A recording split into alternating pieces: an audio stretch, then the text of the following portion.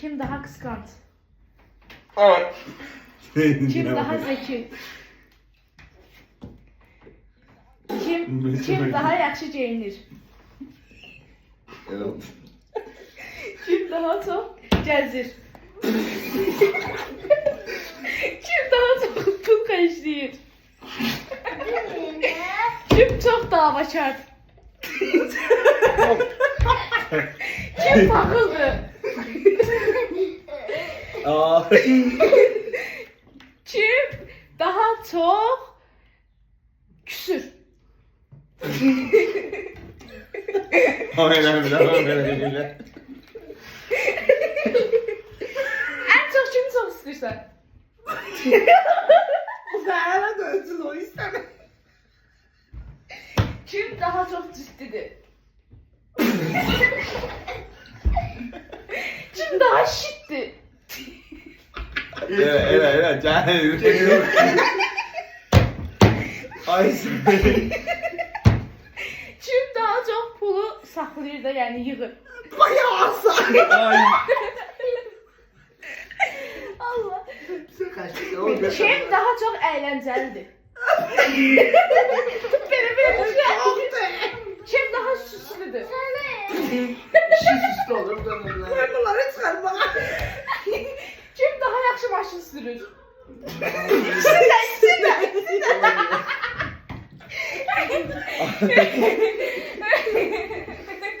Kimin uşaqları daha çok istəyirsə?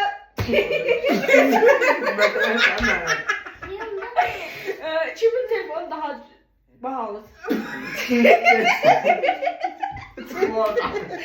Benim endişəm. Kim daha əsəbidir? Kim daha sakitdir? Yalandı saçma yapmışsın orada. Saçma olan. Kim daha çok yiyir?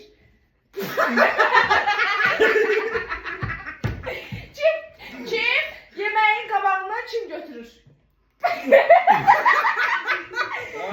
Kim daha çok kinoya bakır? Kim daha az kinoya bakır? Ben şuna bakmıyorum yedim. Kim yemeği yemir? Yemeği. Daha az yer. Yemir mi? Ay. Kimin saçı daha uzundur?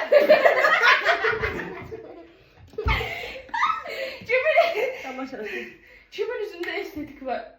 Dolmaya taşıyor. Ben bu oldu bir palas. Orkan su diyepti. Kimin qohumları daha çok istəyirsən? Tamam ki bunu.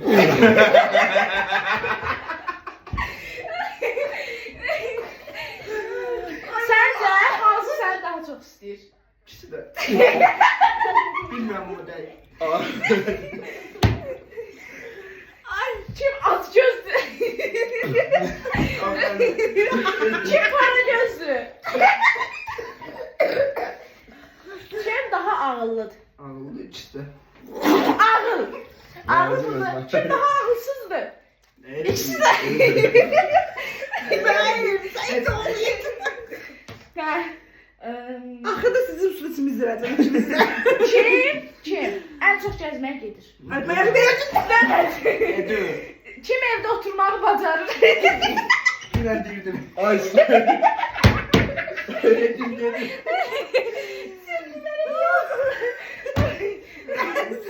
Kim çok davanı salır? Oo yo. İkisi de. Cəsin ikisi de. Ay. Yetim de çekiyor. Kim davanı başladı? Orhan ya.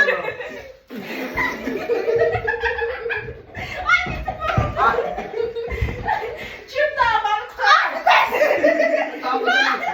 Dava ettik ha. Davadan ne? Güzel. Baklar beni. Sı. Ben